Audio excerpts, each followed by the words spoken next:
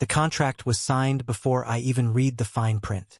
Desperation makes you blind like that, or maybe just stupid. Either way, I ended up halfway up a mountain in Vermont, working for a man everyone in town called the Phantom in the Pines.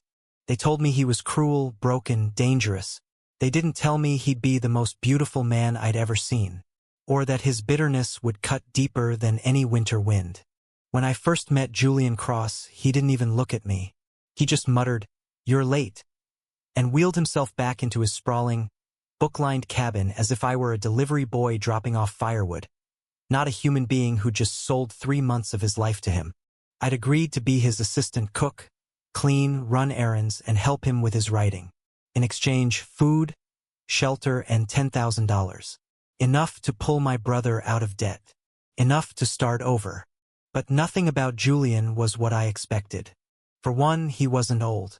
Maybe 35, with eyes too sharp for someone who hadn't stepped foot outside his cabin in years. His legs didn't work a car crash, they said. But everything else about him screamed control, power, rage. The cabin was silent most days, filled only with the scratch of his pen or the furious clack of his typewriter. I wasn't allowed to speak unless spoken to. I slept in a tiny attic room with no heat, and he never not once said thank you. But then came the nights. Nights when I'd find him in the study, staring at nothing, a half-empty bottle beside him. Nights when the pain cracked through that iron composure and he'd let something raw slip through. A story, a memory, a poem. Nights when he looked at me like he was trying not to fall. And I had already fallen. The first time he touched me, it wasn't romantic. It wasn't soft. He was angry at a manuscript, at himself, at the way I'd folded his notes wrong. He grabbed my wrist hard. But then he stopped. His hand lingered. His thumb traced the bone under my skin like he couldn't believe I was real. Like he didn't want to let go. "Why are you really here?" he asked, voice low. "To survive," I whispered, and something in him broke. From that night on, he let me read his pages. His stories were violent, desperate, beautiful. They bled with longing, with loneliness, with love.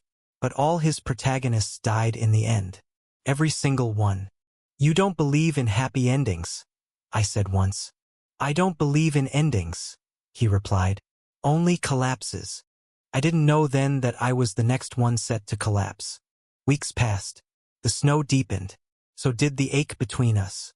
We danced around each other like moths around a flame, hungry and terrified. He'd push me away only to pull me close.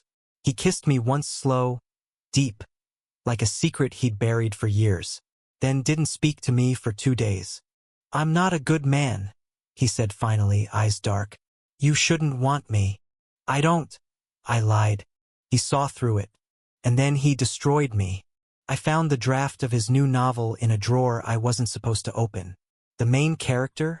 A boy who looked exactly like me, who came to the mountains, who fell for a bitter, broken writer, who was murdered on the last page.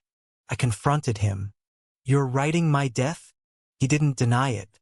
"I destroy what I love. It's safer that way." "You're a coward," I snapped. "You write tragedy because you're too afraid to live anything else." I packed my bag. I made it to the porch. And then he whispered, "I love you." I froze. "Say that again." He rolled toward me, hands shaking on the wheels. "I love you, damn it. That's why I can't let you stay. I'll ruin you." I stepped back inside. "Then ruin me, but write me a better ending." That night, we made love for the first time, slow, tender, aching with every word unspoken between us. His scars against mine, his silence melting into soft gasps, soft moans. For once, his hands didn't tremble. The next morning, he burned the manuscript. "I don't want to write your death," he said. "I want to write our life." The winter thawed. So did he. We planted herbs on the windowsill. He let me wheel him down the trail behind the cabin, the wind tousling his hair. He laughed. God, he laughed. He started dictating a new novel, a romance, with a happy ending. Me? I never left. I never wanted to. People still talk about Julian Cross, the recluse, the writer, the legend. But they don't call him the Phantom anymore. They call him the man who came back to life. And I was the boy who helped him do it. Even now, years later, when we sit side by side on the porch, his hand resting on mine, our story feels like fiction. But I lived every word. And I'd live it again. Thank you for listening. Don't forget to like and subscribe to stay updated with the latest videos.